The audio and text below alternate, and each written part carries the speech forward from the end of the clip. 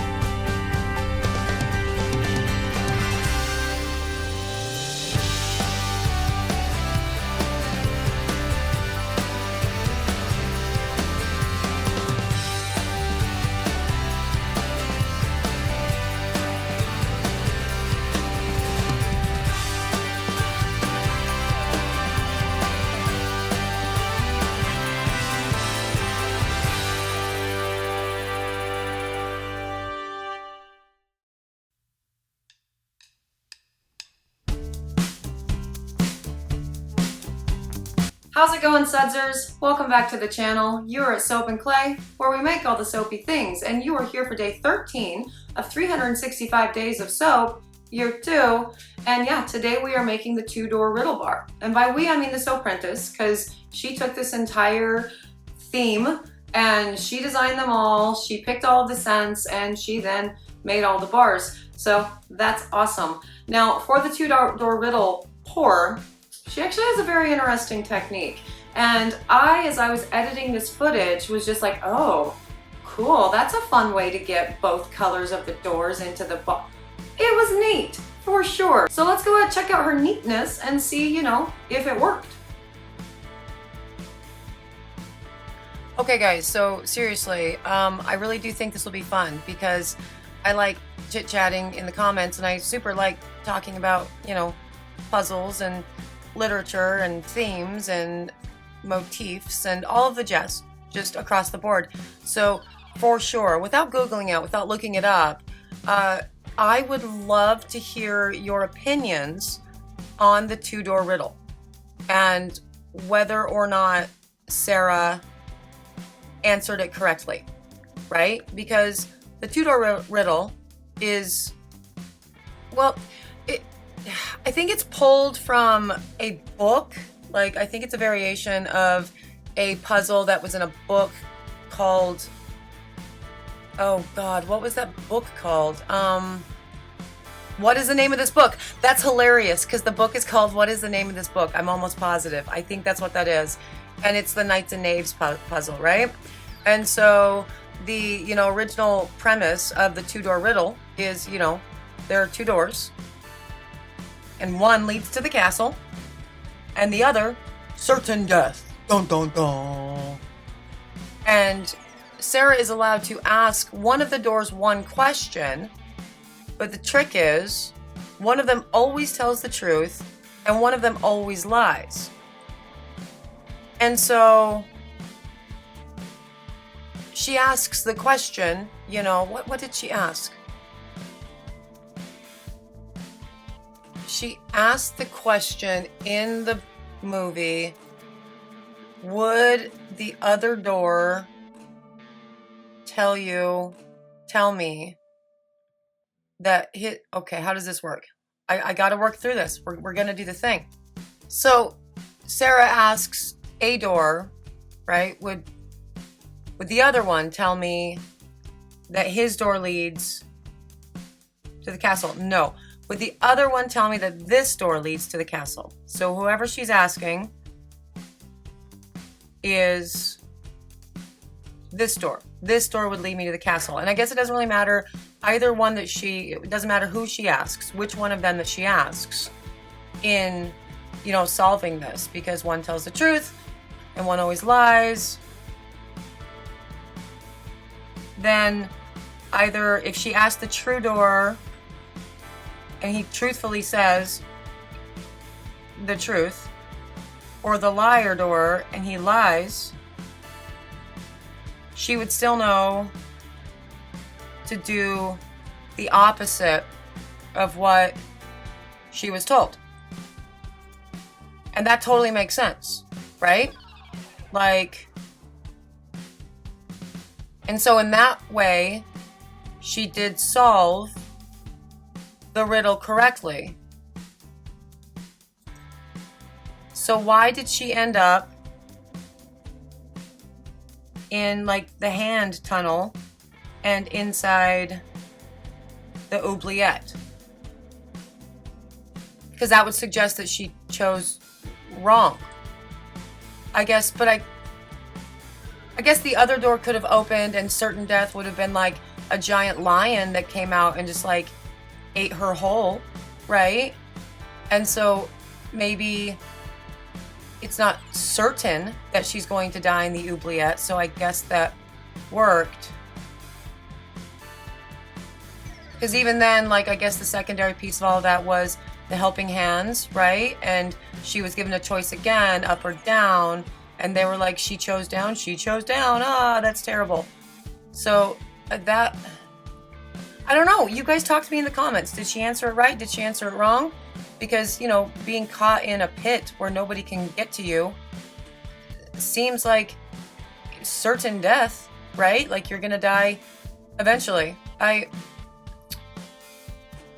You're certainly going to die. But I guess she did not certainly. And again, the helping hands, that comes along with it too. Did she make the right choice? Yes or no, and why? Because, I don't know, I like talking about this. Okay, and on to the pour and like the actual point of all of this anyway, right? Like the soap. She's been doing some very cool things with what are the colors of the two doors, if you know, are familiar with the two doors. So that's cool. We've got the green and the blue and the red and the gold. Awesome, awesome. And the scent that she's using for this is called Veranda Fern. And that is from Sierra Candles as well. And the notes on this say, nice, fresh, and grassy fragrance with a touch of citrus, honeydew melon, aloe, moss, and wet earth. The soaping notes say, it has no vanillin, no acceleration, rising discoloration, super strong scent retention. And so I am guessing that she picked this to be like the ivy and the greenery, the foliage that grows around, you know, doors that have been somewhere for a really long time, like the entrance to like a secret garden or something. And so I love that. I think that's a really nice, you know, choice of scent for this particular soap design for sure. And I also love what she's doing here. I just saw a little piece. This was the piece that I saw during a fast edit, and I'm like, that is a really cool way to put put the two doors into one bar. I like where your head is at with this, and let's see how it works. And so I was just really excited for this entire thing, really. Like, I thought that was a really clever way to, again, put the doors and their respective colors on the right side of the bar throughout a loaf mold. So thought that was very inventive and creative and cool, and loved that for sure. I am interested to see what the cut ends up looking like and whether or not it worked, but I loved that so much. Oh, and that's so pretty up there with like the really thin lines of the colors all merging together, and oh, that's beautiful for sure. Yes, absolutely. And as you can see, this soap batter did stay very, very fluid throughout the pour. We didn't have any real issues. I saw a little bit of separation, but nothing that would have actually been too problematic for the pour itself. So yeah, I mean, across the board, good job. That's such a cool idea to put to put the colors in. And then obviously it's the door color or whatever in the back with the gray. So well done. That's a good design right there. That's cool thinking. And you know, the soap prentice, being the soap prentice, she's of course going to take everything that's left and make it a beautiful soap top, which is not just the soap prentice being the soap prentice. I think that's all soapers for a number of reasons. First reason is we never ever waste soap batter. We don't want to do that. That all costs money. And you know, we want to make sure that our bars all weigh the right amount. And yeah, that, you know, fraction of an ounce that didn't get put onto that one bar, you know, as it's all cut, can totally change it. It can't. It's not that big of a deal, but we treat it like it is. But for me, the reason why I want to get all the soap batter into the mold is because I hate cleanup. And so I would like all the beakers and all the everything to be as free of oils and, you know, soap as they possibly can be, so I can clean them up easier. So that's that. And oh, that's cool. Yeah, so actually we did have it confirmed that the yesterday's scent selection from Sierra Candles was because Toby was wished away. That has been confirmed, and I thought that's so delightful. I love that. Those little pieces of really paying attention to detail and inserting that into your design are, as far as I'm concerned, what actually makes or breaks something, because it gives your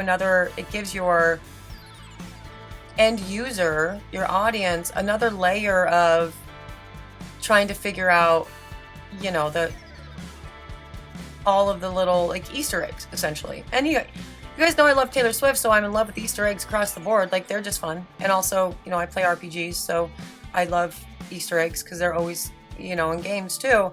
So I loved that she did that she chose that 1000 wishes for Toby. And I really do think the veranda fern was to mimic greenery and foliage around doors that have been sitting for a very long time and waiting for someone to, you know, come and talk to them in the middle of a maze that nobody ever comes into, because only serious questers would ever really do such a thing. And this will be put into the oven for C-pop and gel, like we do for all of the things, because C-pop is amazing and I love it oh so very hard. So most all of our soaps end up getting C-popped. Want to make sure all those beautiful colors are what we want them to be, and you know, that also it firms up quick enough that we can cut it within 12 hours. And that's super pretty, and I look forward to seeing the cut. And on to the cut of this. Now this, again, it did get C-popped and gelled overnight, so about 12 hours before the actual cut, and that is awesome. Came out of the mold really well. Got some smoothness going on, but also she's noticing that now this would have been an interesting cut, and had I been there, I would have asked her if we could have cut it in a couple different ways, because she's cutting top down, which is awesome. But I wonder if cutting it from top to bottom, like you would like a mantra or a Taiwan, would have yielded an even cooler result. And that is cool. You have the red and the gold on one side, the green and the blue on the other. Like, mission accomplished, right? That's awesome. That's a very interesting bar for sure. Oh yeah, totally. And then they kind of merge together, and that's delightful. Good job, Soap Prentice. It's awesome. The number 2 bar in the Labyrinth series, I super love that for sure. And the scent, you know, Sierra Candles soaping notes on this, they were accurate. This is actually very strong after saponification. The scent retention has been good, and that's usually my biggest clue as to whether or not the scent will really stick through the rest of cure, is if, you know, 12 hours after it's been poured and you cut it, if it's still really strong, like almost offensively strong, it's going to be fine through cure. It will mellow out.